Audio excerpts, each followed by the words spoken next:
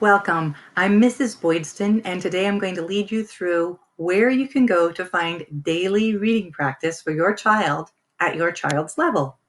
The first place you'll need to go is your child's Clever page. Once you're on this page, you'll have to scroll down until you find the McGraw Hill tile. It's red. Click that, wait for Clever to open.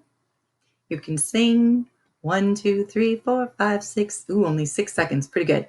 And then scroll down to your child's Wonders Student Edition. Your screen might look a little different from mine, but eventually we will all end up here at the Happy Crab. And he's very happy because now there are so many books he can read right here under the pink book tab. The first thing you want to do is go to the right and pull this scroll bar down, because then you can scroll all the way across and see how many resources are there for you to use each week. This will change each week. And the great thing about this is, no matter what your child's reading level, whether they are approaching grade level, emerging at grade level, or even above grade level, there is something here for everyone. We're not assigning specific texts to specific readers for several reasons. One is that everyone can benefit from all of these resources. If your child can only read 1 or 2 of these resources by himself or by herself, they can benefit by listening to you read, and you can discuss the content.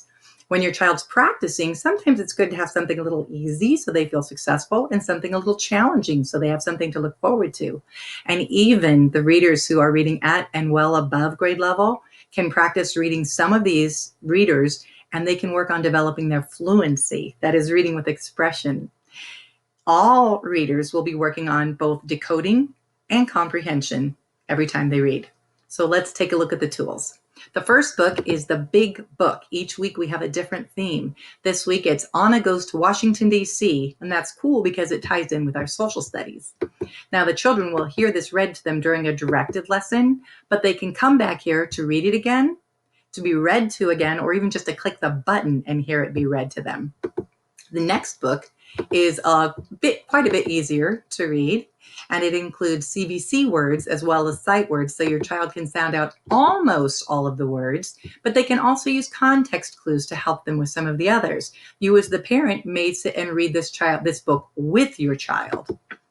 And the next book is probably the one most people will find the most useful. This is a truly decodable book. Everything in it is a CVC word. That stands for consonant, vowel, consonant, so it's easy to sound out. We do it by pulling apart words on our arm. Can you show you my arm? T. You've probably seen your child do that. And the other words are all sight words. So almost all of the children will be able to read this book successfully. After you've gone through these books, you'll see there are some other resources available. These are comprehension questions. And there are 3 ways you can use the comprehension questions. You could ask your child to write their answer, to use dialogue or discussion to tell you their answer, or to draw their answer. If you do have your child write the answer, you want to check to make sure they're using capitals, spaces, punctuation, and of course, always keep it neat. But don't have your child write all of the answers to all of the questions. You can also use discussion. If you're talking to one another, try to help your child remember to use complete sentences, and where they can, to restate the question in the sentence. For example, why does the illustrator include photos in the map?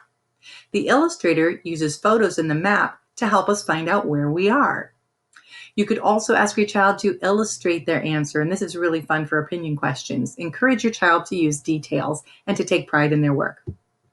But these are all options for you to use as just practice. This is not being assigned. This is so you have somewhere to go where your child can get practice on their own level. Once you scroll past that, we come to another big book, and this one is different. This book only changes every 3 weeks, and you'll scroll up and down to read this book. And if you see the table of contents, you can see what the focus for each week's instruction will be. If you don't want to scroll up and down through the whole book, you can close it and go right back to this scroll bar here, and most of the stories are over here to the side, and some more comprehension activities. So there's enough here for every child to do, and what we'd like you to do is practice every day for 10 minutes on this page. There will be other reading assignments, but this is just for you to practice the most you can when you can and try to have fun. Thanks.